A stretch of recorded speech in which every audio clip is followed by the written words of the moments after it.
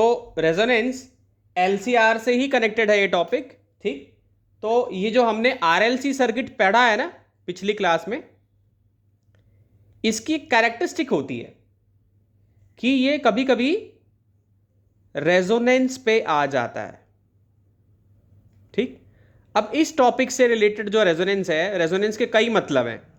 यहां पे जो मीनिंग है वो ये है कि अगर हमारा आरएलसी सर्किट है, देखो इसके लिए सबसे जरूरी चीज है कि एल और सी का होना बहुत जरूरी है, एल का होना और सी का होना बहुत जरूरी है, ठीक। आर नहीं होगा तो भी चलेगा, एल और सी का होना बहुत जरूरी है। क्यों?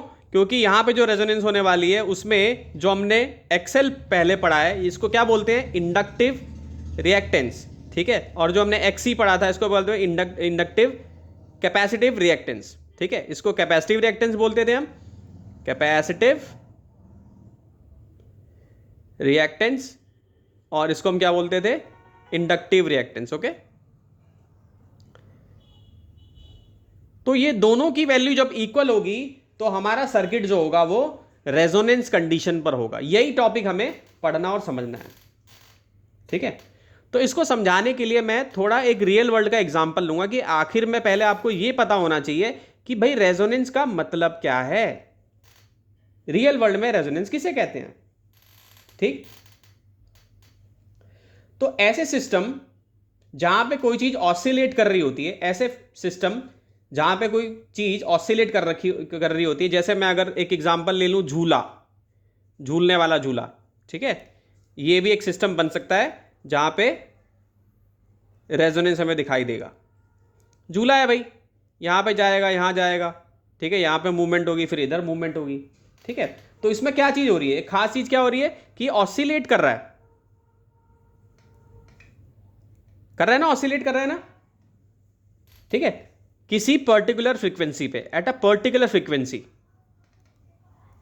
ठीक है। ध्यान से समझना, ठीक। तो जो इसकी पर्टिकुलर फ्रीक्वेंसी है, मतलब झूला यहां जा रहा है, यहां पे आ रहा है, यहां जा रहा है, यहां पे जा रहा है, नेचुरली जो मूवमेंट इसकी हो रही है, तो इसको हम क्या कह सकते हैं कि ये इसकी क्या है? नेचुरल फ्रीक्वेंसी है। क्या है इसकी? नेचुरल फ्रीक्वेंसी है, ठीक। तो अगर इस झूले के पास कोई आदमी आ जाए और वो आदमी इस पे फोर्स लगाए, एनर्जी लगाए, ठीक है, और इसकी जो एनर्जी की जो फ्रीक्वेंसी होगी, मतलब इसने जितना इस पे एनर्जी लगाया, ठीक, जिसकी वजह से इसमें जो मूवमेंट हो रही है उसकी जो वैल्यू है लगभग आसपास ही रहेगी, ठीक है। मतलब हमने, ये हमारा झूला है, ये हमारा एक सिस्टम है जो ऐसे घूम रहा था, अपनी नेचुरल फ्रीक्वेंसी पे था। ध्यान से सुनेंगे तो सब समझ में आएगा। अब हमने एक एक्सटर्नल एजेंसी लेकर आ गए, यानी एक एक्सटर्नल बंदा आ गया और वो झूले पे फोर्स लगाने लगा, या उसने झूले पे क्या लगाया? एनर्जी लगाई। भाई एनर्जी है ना, बाहर से हमने फोर्स, एनर्जी चाहिए ना फोर्स लगाने के लिए। ये जो सिस्टम था, ध्यान से समझना, जिसकी एक नेचुरल फ्रीक्वेंसी थी, ठीक, और इस सिस्टम में इफ, बहुत ध्यान से समझिएगा, if such a system is driven by an energy source,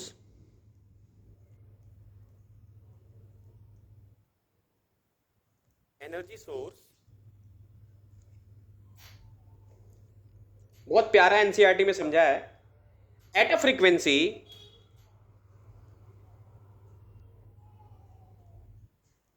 that is near the natural frequency,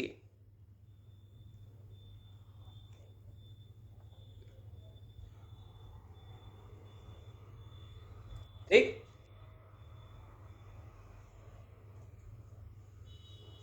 तो ऐसा होने पे होगा क्या कि इसका जो एम्पलीट्यूड ऑसिलेशन का वो बढ़ जाएगा, ठीक है। हमने नेचुरल फ्रीक्वेंसी के बिल्कुल आसपास ही लगाया है, तो होगा क्या इससे, यहां पे लिख रहा हूं, यहां से कंटिन्यू कर रहा हूं, the amplitude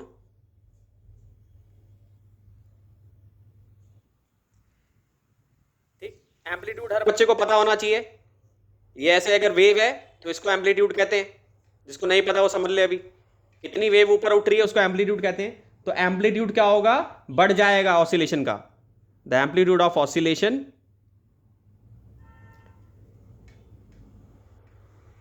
is found to be large।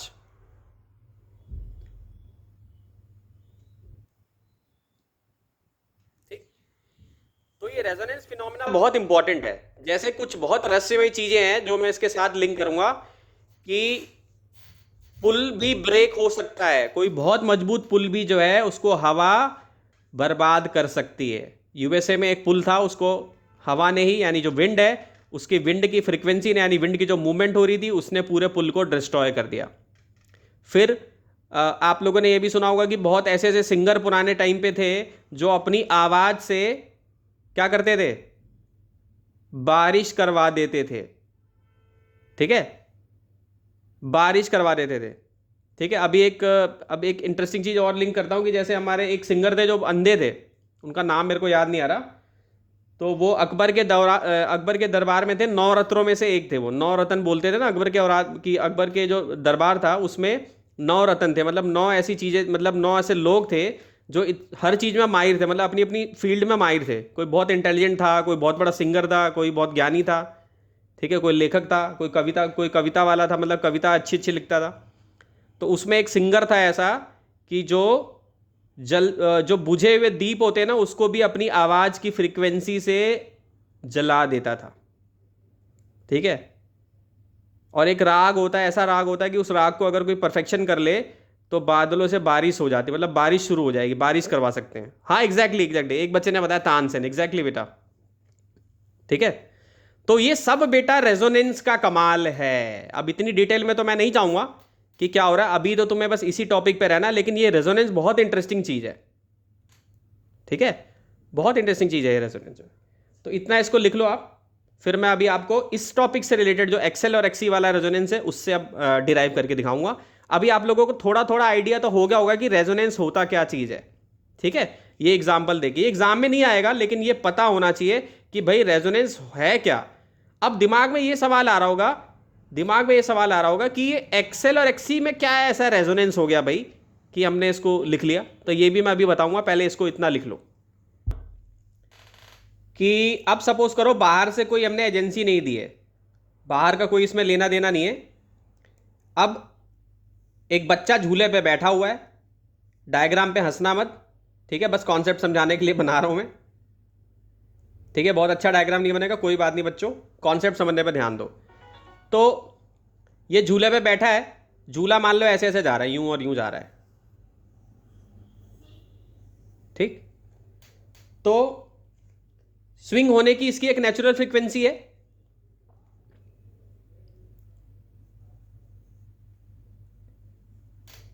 ठीक है, मान लो स्विंग हो रहा था, यूं जा रहा था, अपनी एक नेचुरल फ्रीक्वेंसी पे जा रहा था। तो अगर ये बच्चा ऐसे पैरों को नीचे जमीन पे मारे, क्योंकि हमें कुछ फोर्स चाहिए ना, पीछे झटका चाहिए जिसकी वजह से हम इधर की तरफ जाएंगे, आगे तरफ मूव करेंगे। तो if the child pulls on, ये सिस्टम की नेचुरल फ्रीक्वेंसी है जो मूवमेंट की है, लेकिन if the child pulls on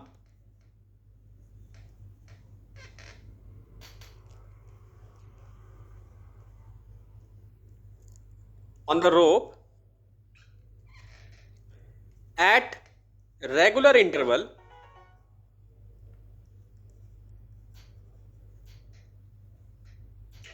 and frequency of the pull, शब्दों की ओर विशेष ध्यान दें जो बोल रहा हूं, frequency of the pull,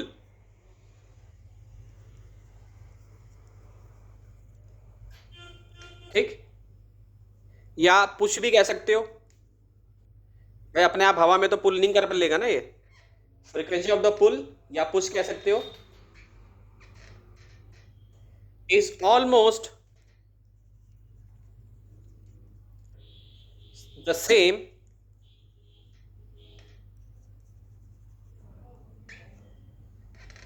as the frequency of singing.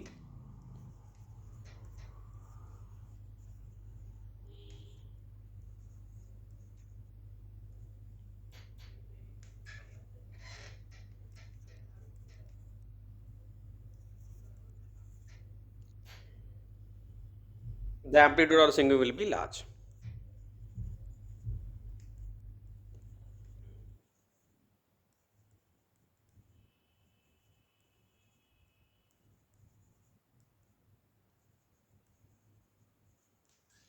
ठीक है, इसको लिख लो बच्चों। अगर सपोज करो एक आरएलसी सर्किट है, इसमें वोल्टेज का एम्पलीट्यूड कितना है,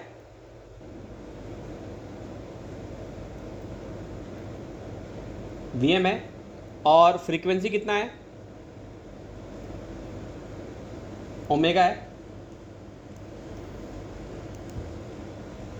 तो इसको बच्चों ऐसे लिख सकता हूं, पिछले वीडियो में समझाया था, इंपेडेंस के फॉर्म में लिख सकता हूं,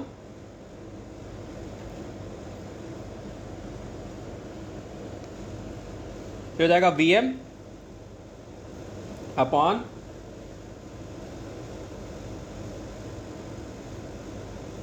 आर स्क्वायर प्लस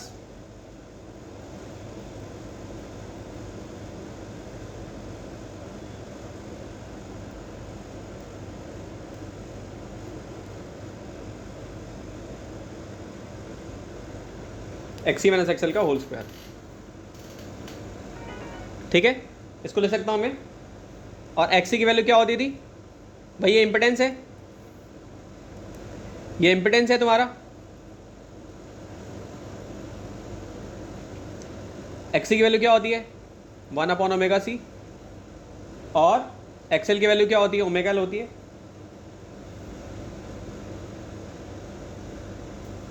तो अगर हम ओमेगा को चेंज करेंगे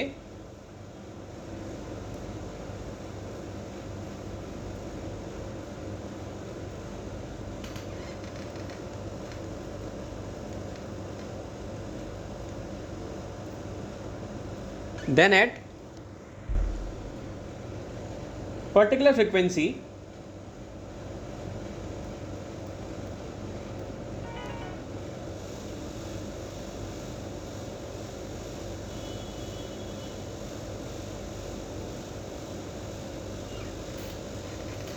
omega not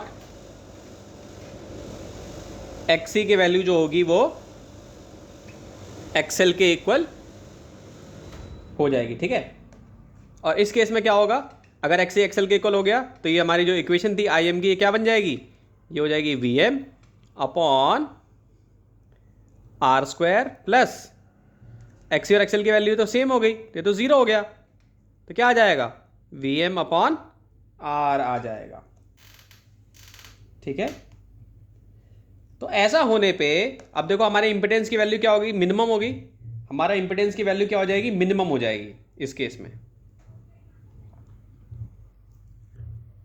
so impedance is minimum.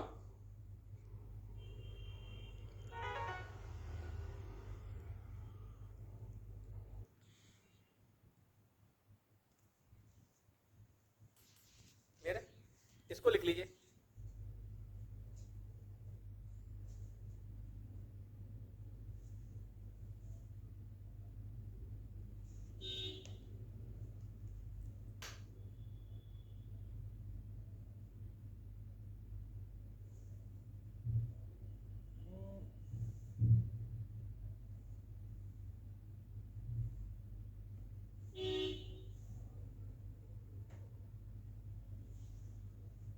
इसको लिख लो बच्चों।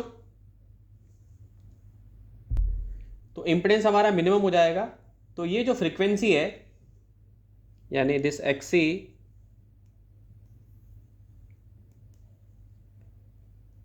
Is equal to XL। ठीक, this is your resonant frequency.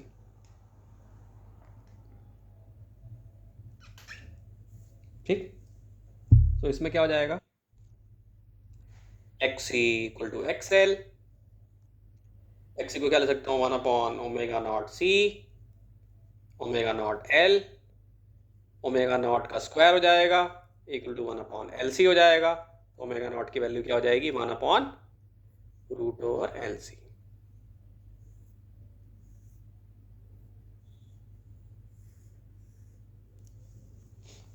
ठीक, तो करंट एम्पलीट्यूड मैक्सिमम होता है।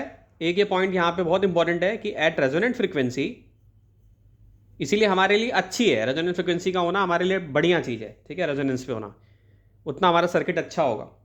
सो at resonant frequency current amplitude is maximum.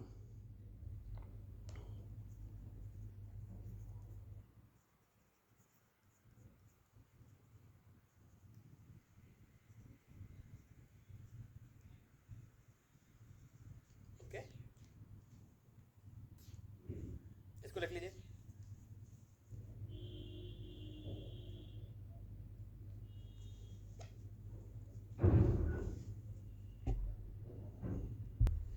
तो क्वेश्चन में हमें क्या बनाना है, हमें ग्राफ बनाना है करंट का वेरिएशन एंगुलर फ्रीक्वेंसी से जो हो रहा है, ठीक, और दो अलग अलग वैल्यूज के लिए हमें बताना है, आर और R1 और R2 के लिए बनाना है।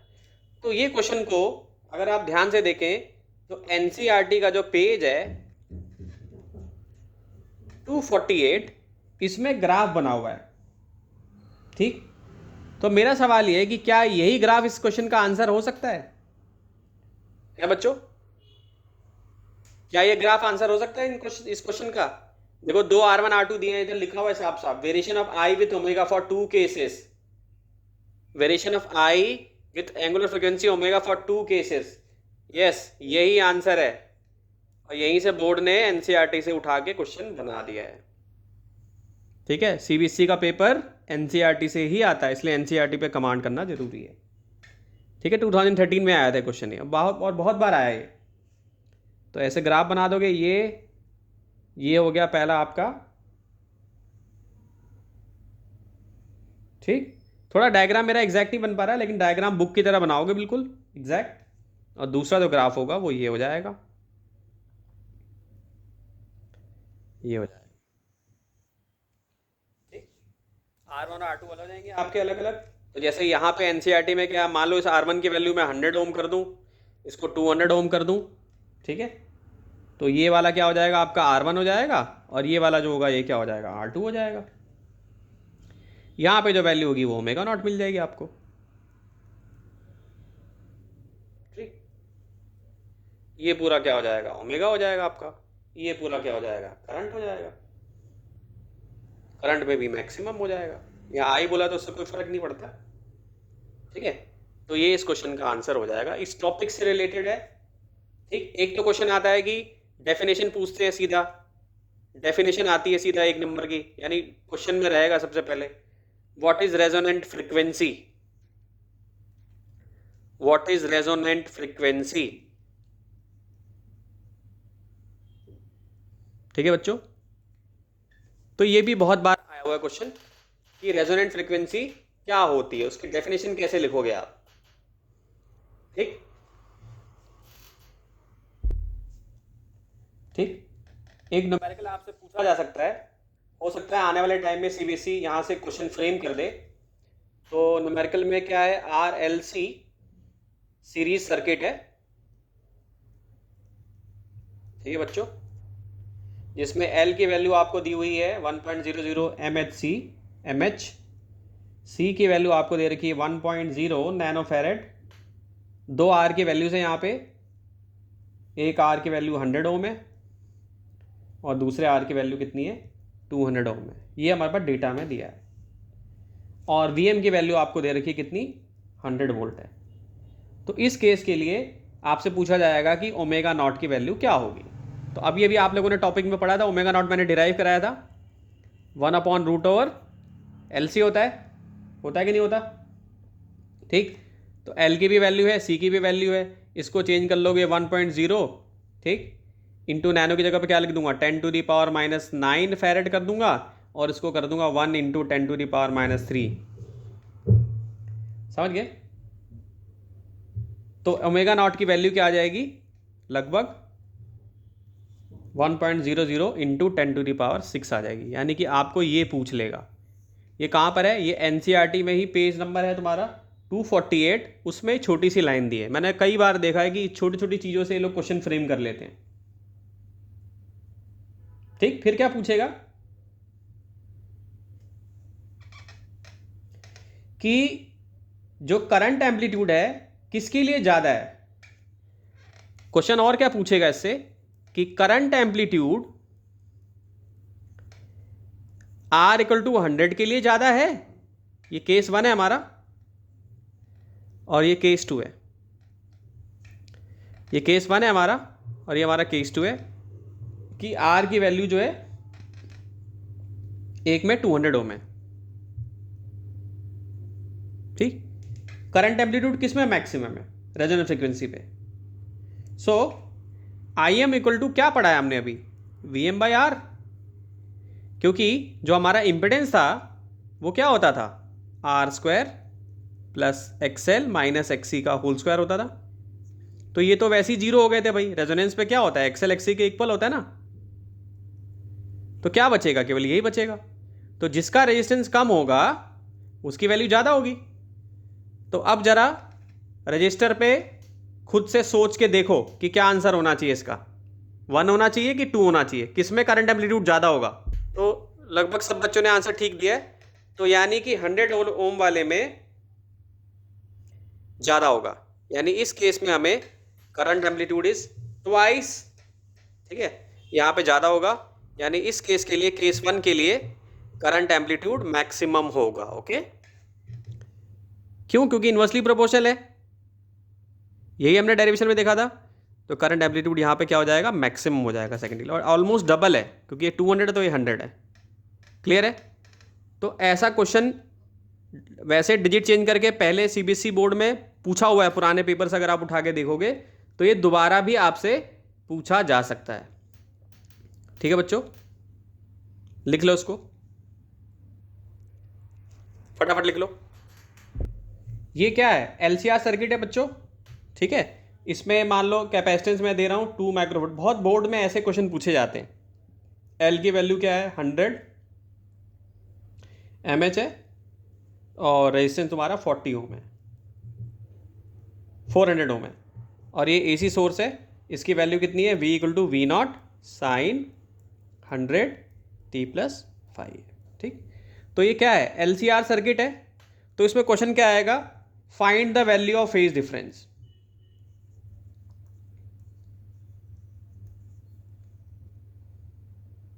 Phase difference between current end voltage.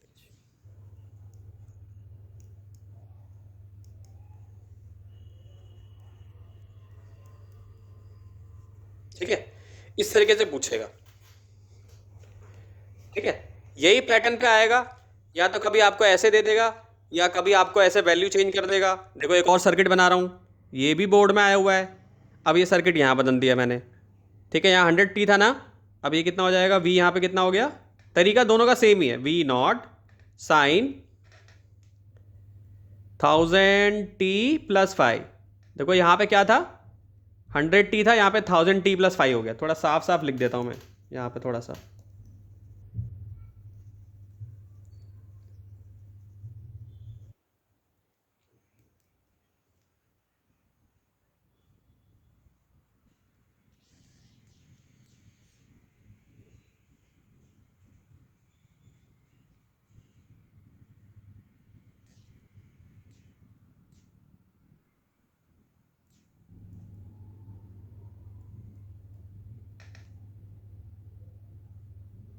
ठीक है, तो जैसे यहाँ पे इक्वेशन थी, यहाँ पे भी कितनी हो गई, v इक्वल टू कितना हो गया, वी नॉट साइन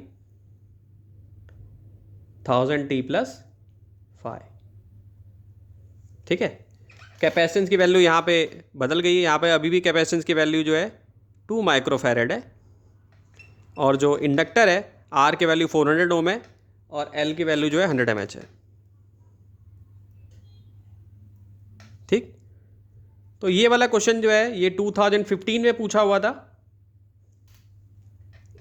और ये वाला क्वेश्चन जो है 2017 में पूछा गया था।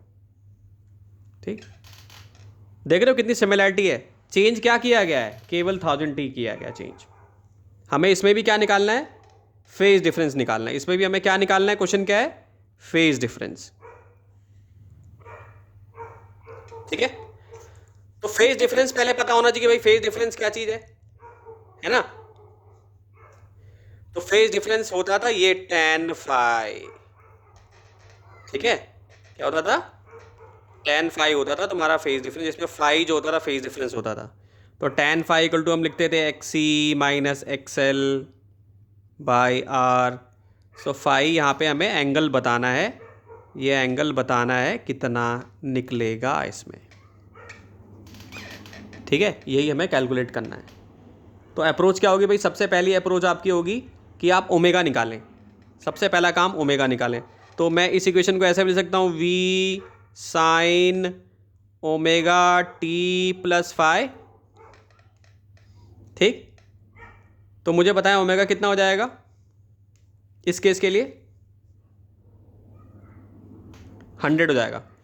चलो मैं एक काम करता हूँ, इसको भी 100 की जगह पे 1000 कर देता हूँ, मैं इसको भी 1000 कर देता हूँ,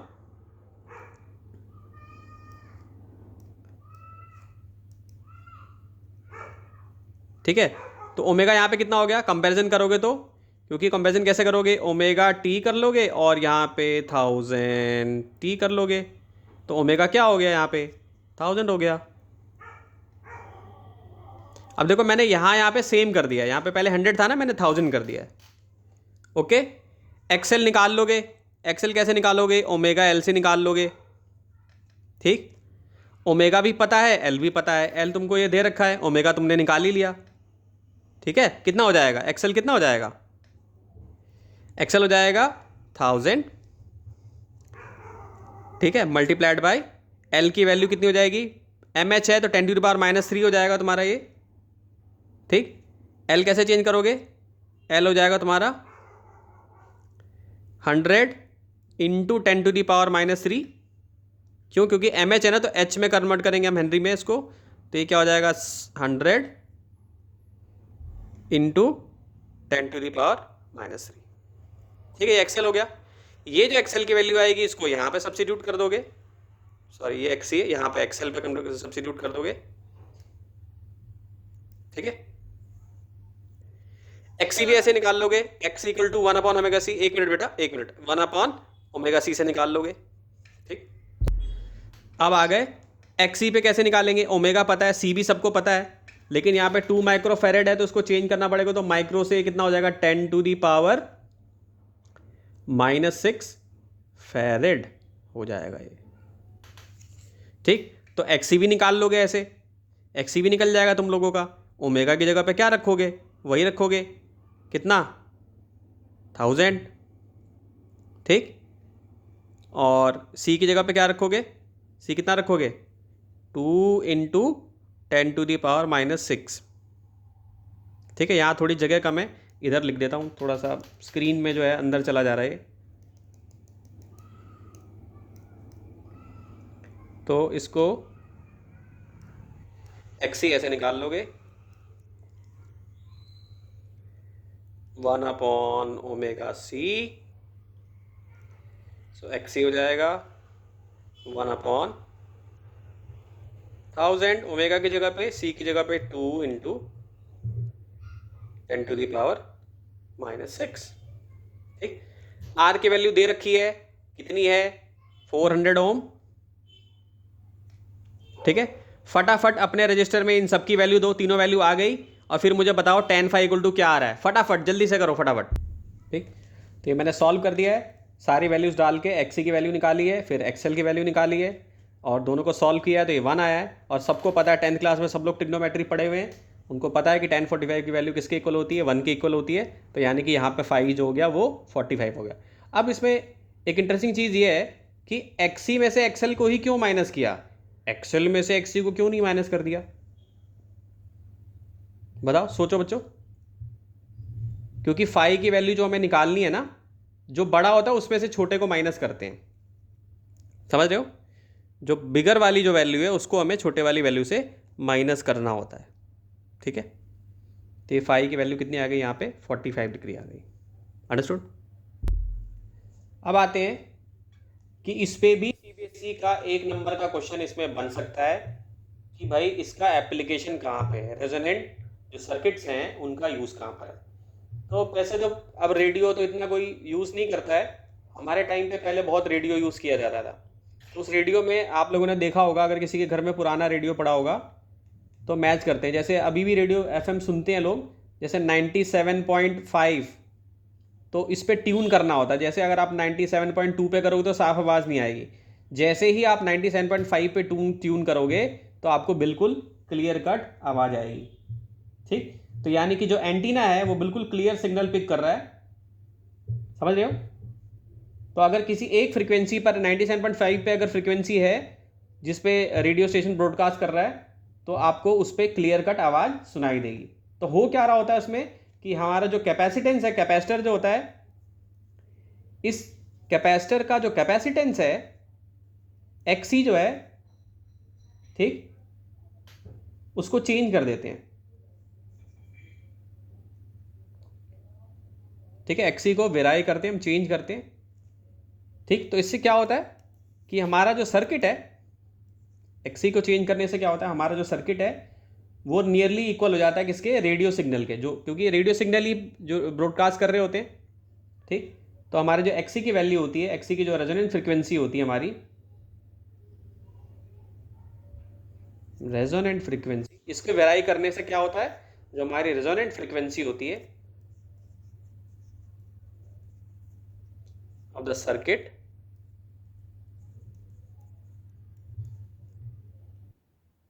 becomes nearly equal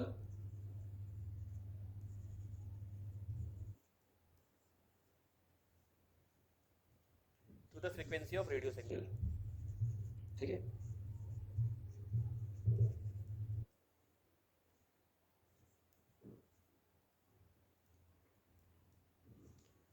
और जब ऐसा हो जाता है तो एम्पलीट्यूड जो करंट का होता है मैक्सिमम हो जाता है।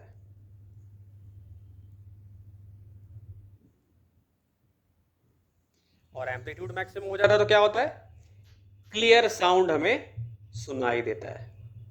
ठीक है, देख रहे हो कितनी इंटरेस्टिंग चीज है, कहीं दूर से हमने ब्रॉडकास्ट किया और कहां से कहां तक इंफॉर्मेशन पहुंच गई, कैसे पहुंची। बार बार मैं बोलता हूं, all things are made up of atoms, सारी दुनिया एटम से बनी हुई है, चाहे लिविंग हो चाहे नॉन लिविंग, और ये सारा कमाल एटम का ही है। ठीक, ये सारा कमाल एटम के अंदर के इलेक्ट्रॉन्स का ही है कि एक इंफॉर्मेशन को हम यहाँ से यहाँ भेज सकते हैं। ठीक है, तो देखो ये हमने, यानी हमने क्या किया, अब एक चीज़ और मैं रिलेट करूँगा कि हमने पढ़ा था कि electric field can transport energy and momentum. तो क्या यहाँ पे वो कॉन्सेप्ट लग रहा है, क्या चार्ज जो है वो ट्रांसपोर्ट कर रहे हैं एनर्जी को, यस और नो, बताओ बच्चों, ये क्वेश्चन है।